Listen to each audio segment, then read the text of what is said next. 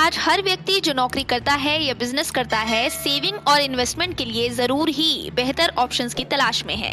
अगर पीपीएफ और एफडी की बात करें तो भारत में ये पहले से लोकप्रिय विकल्पों में से एक है। आज भी देश की एक बड़ी आबादी गारंटीड रिटर्न के लिए इन्वेस्टमेंट के ऑप्शंस में एफडी पर ही भरोसा दिखाते हैं।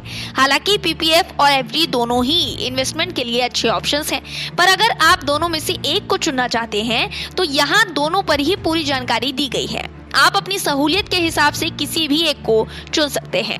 पहला है पीपीएफ यानी पब्लिक प्रोविडेंट फंड। ये भारत सरकार की बेहद लोकप्रिय स्कीम है। इसमें आप अपने नाम से अपनी पत्नी या बच्चे के नाम से अंशदान कर इनकम टैक्स में बेनिफिट ले सकते हैं। इस स्कीम के तहत आप एक अकाउंट में एक फाइनेंशियल ईयर में मैक्सिमम 15 लाख रुपए तक जमा करवा सकते हैं। पर अगर आपने अपने और बच्चे दोनों के नाम पर अकाउंट खुलवाया हुआ है तो आप एक साल में 1.5 लाख से ज्यादा का अंशदान नहीं कर सकते हैं। बता दें कि पीपीएफ पर मिलने वाला ब्याज हर तिमाही पर बदलता रहता है। हर तिमाही की शुरुआत में सरकार ब्याज दर की घोषणा करती है। हर फाइनेंशियल ईयर के आखिरी में 31 मार्च को ब्याज खाताधारकों के खातों में क्रेडिट हो जाता है। इस स्कीम की मैच्योरिटी 15 साल की होती है और 15 साल बाद आप इसे 5-5 साल के लिए बढ़ा सकते हैं।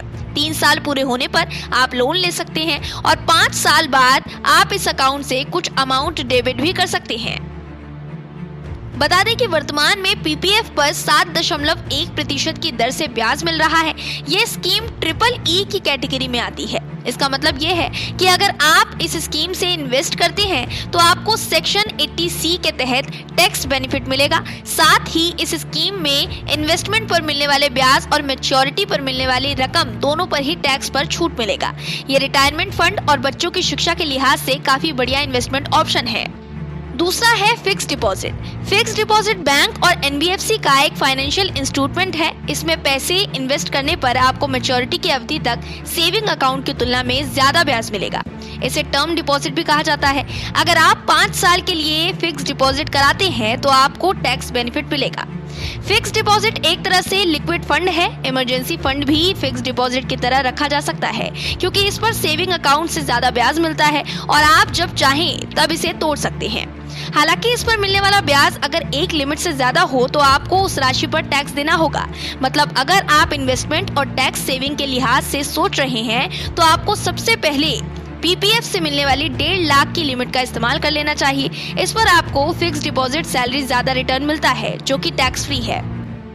जयंती झा की रिपोर्ट। आपको ये वीडियो कैसा लगा, या अगर आपके दिमाग में कोई सवाल है तो कमेंट बॉक्स में जरूर बताइएगा। वीडियो पसंद आई हो तो वीडियो को लाइक और शेयर करना ना भूलें। फिर मुलाकात होगी आपसे, तब तक के लिए नमस्कार।